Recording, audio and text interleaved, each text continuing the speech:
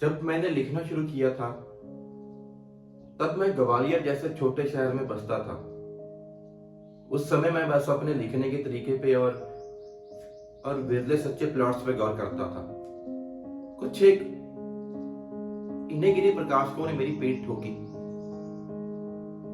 बाकी ने मेरी पांडुलिपियां कूड़े में डाल दी। ठीक ही था, मैं दिल्ली भाग आया। मैं मारा मारा फिर रहा था। मुझे कहीं भी कामयाबी नहीं मिल रही थी।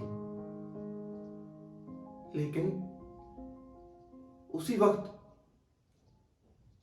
ये दिल्ली में एक गैंगरेप हुआ। उसमें से सबसे खूंखार कन्विक्ट को छोड़ दिया गया। पर मुझे अचानक लगा कि मुझे मेरा हीरो मिल गया है। मैंने उस हीरो को अपने अंदर छोड़ दिया और परिणाम मेरे अंदर से साहित्य फूट पड़ा। मैंने अपने लिखने के तरीके पे काम करना बंद कर दिया और उस हीरो के तरीके से लिखना शुरू कर दिया। मेरी पास की नजरें समझ चुकी थी कि आने वाला साहित्य क्या होगा। ये बदलता हुआ समाज उसी तरफ इशारा कर रहा था। और जैसे ही मैंने जाना ये दुनिया क्या चाहती है, मैंने इन्हें वही देना शुरू कर दिया। इनकी सहूलियत के हिसाब से मैं प्रसिद्ध हो गया, फेमस हो गया।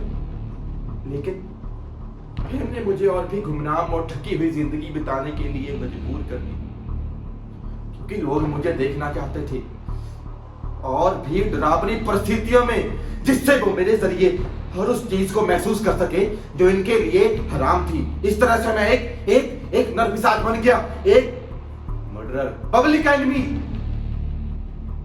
उसके बाद जो भी हुआ वो मेरी प्रसिद्धि को और आगे ले गया। मेरी किताबें बैन की गई, जलाई गई।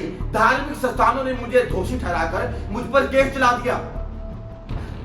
लेकिन मेरी किताबों की बिक्री और प्रिंटिंग लगातार बढ़ती रही। वो लगातार पढ़ी जाती रही और बड़ी से बड़ी होती गई।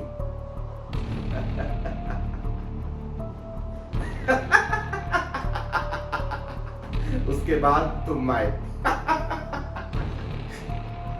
इन घटिया सबूतों के साथ कि मेरे नॉवेल्स सच और सिर्फ सच बताते हैं।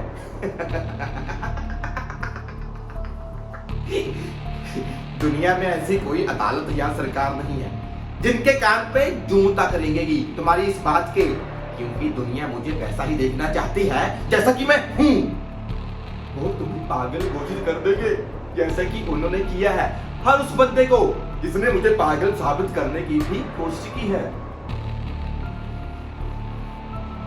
तुम्हें वाकई लगता है कि तुम पहले शख्स हो जो इस परिणाम पर पहुंचा है? हैं?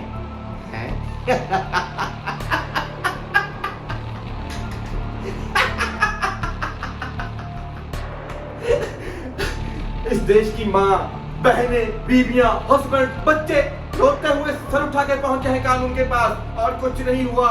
मेरे खिलाफ हर मुकदमा खारिज हो गया।